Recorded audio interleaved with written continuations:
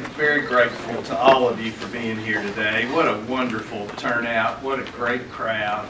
We are just extremely appreciative, particularly in a day where we've got so much competition for news. You all have probably heard about the pension announcement, and now a budget announcement is going on, and we want to, of course, send the message right away that we've got one of the answers. We have one of the answers for the pension and budget problem. I'm Ben Chandler. I am President and CEO of the Foundation for a Healthy Kentucky.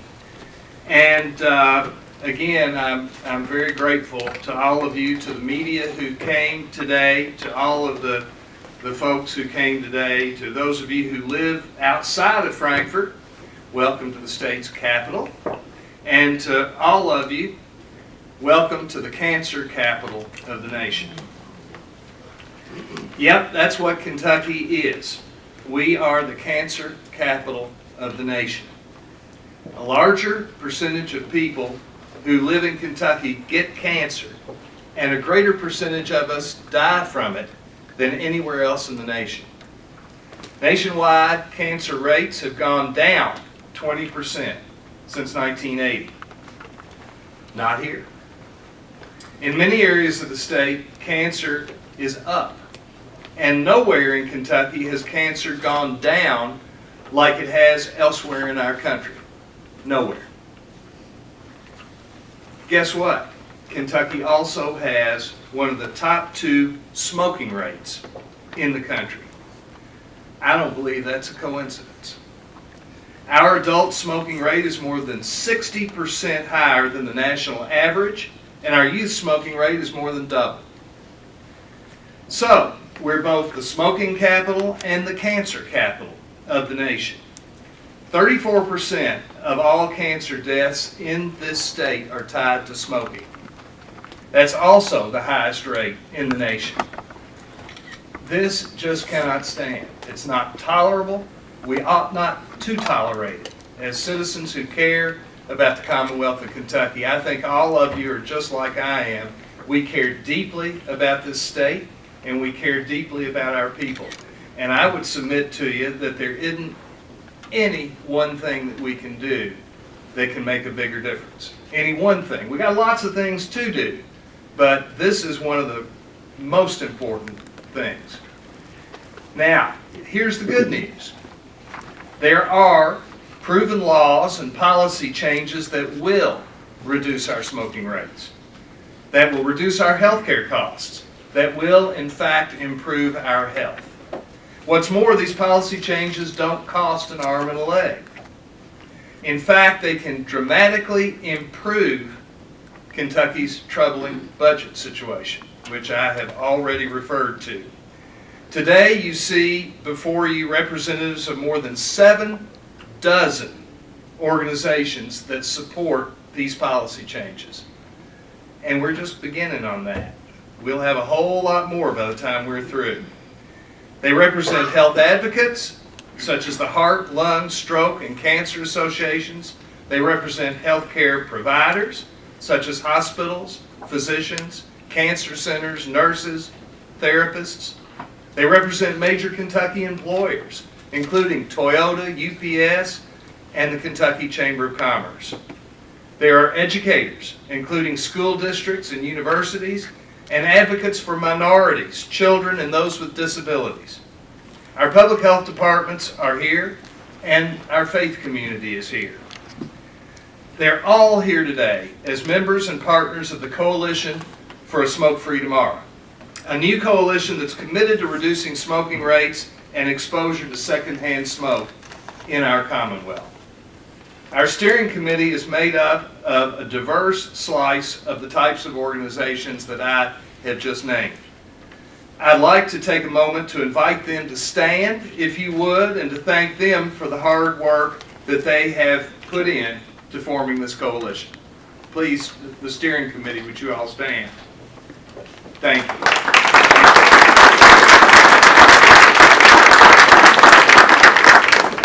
Today we launch the Coalition for a Smoke-Free Tomorrow with 3 initial goals. First, we want to raise the price of cigarettes and tobacco products in Kentucky because that works to reduce smoking, especially among youth, young adults, and pregnant women. To raise the price enough to get the health benefits, we have to increase Kentucky's excise tax by at least $1 a pack. That would put Kentucky's tax at $1.60. That's still significantly below the national average of $1.71. But it has to be at least $1. Otherwise, the tobacco companies undermine the price increase with coupons and other point-of-sale promotions. Otherwise, it's just a tax increase with no health benefits. And what we care about is the health benefit. I'd like to say thank you to Senator Stephen Meredith for his support of a significant increase in the tobacco taxes. He wrote me that he plans to file a bill in advance of the 2018 session, and we're very grateful to him. The Coalition's second policy goal is to help counties and cities all across the Commonwealth pass comprehensive smoke-free ordinances. Ellen Hahn is here today. She has been working on this for years, and we're really gonna help jumpstart her effort and just put it on steroids, hopefully. That may not be a good word to use in a health discussion, but there we are. A little levity. A comprehensive smoke-free policy prohibits smoking and vaping inside any workplace or other public space. It protects everyone from secondhand tobacco smoke and chemical-laden vapors indoors, where they cannot be filtered out. Only 1/3 of Kentuckians currently are protected by these ordinances when they go to work, when they go out to eat, or to enjoy time with family and friends at indoor venues. The Coalition wants to change that.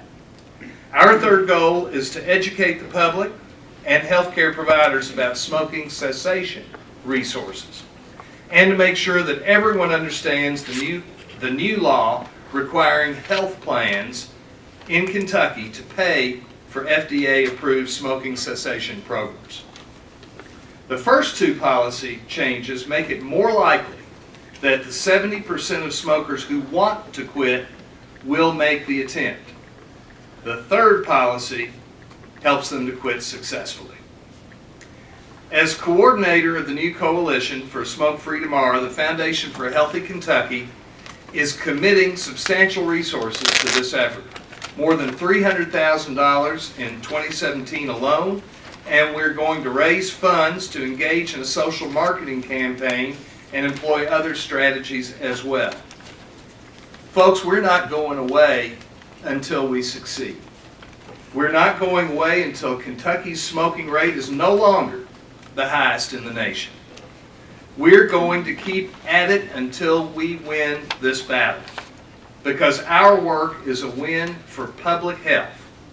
It's a win for Kentucky's budget, and it's a win for Kentucky businesses.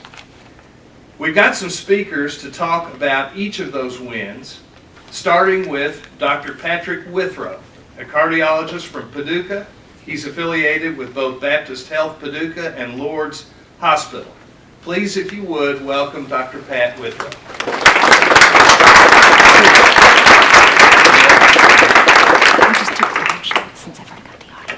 Good afternoon. Good afternoon. First of all, I want to make an introduction. This would be the elephant in the room. This is one of the most effective drug delivery devices that I know about. This delivery device can send 7,000 toxic chemicals to the lung in 1 second. It can send an addicting dose of nicotine to the brain in 7 seconds. It's more effective than if I took the chemicals and the addiction out of this thing and injected it into my arm. This is more effective.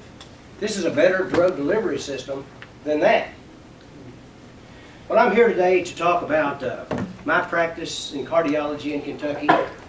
for about 3 decades, gosh, I've seen thousands of patients. I've taken care of heart attacks, congestive heart failure, valvular heart disease, stroke, cancer, peripheral vascular disease, all this stuff for many years. And thinking back, how many of these people did not have a history of cigarette smoking? Very few. I mean, all of them had a history of cigarette smoking. So, what I want to say to you is, cigarette smoking can basically damage every tissue in the body. And one other point I want to make about cigarettes, I know of no other legal product which, if used the way it's intended to be used, will cause death and disease to greater than 50 to 60 to 70% of the user. You with me? A legal product, if used the way it's intended to be used, will kill you or make you sick until you're dead. According to the Centers of Disease Control and Prevention, smoking causes more deaths each year. This is a famous line from Ben. I have to quote him on this. Smoking causes more deaths per year than HIV/AIDS, than alcohol, than drug overdose, than automobile accident, and gunshot wound combined. Now that gets my attention. You know, I've seen deaths on every one of these, and that gets my attention. 9,000 Kentuckians die every year of smoking, some form of disease related to smoking. Kentucky has the 7th highest heart disease death rate, greater than 20% in the nation, and you know why that is. Well, when I think back on some of my sicker and older patients and think just about taking care of them, I mean, they're really sick. I mean, their quality of life is really poor.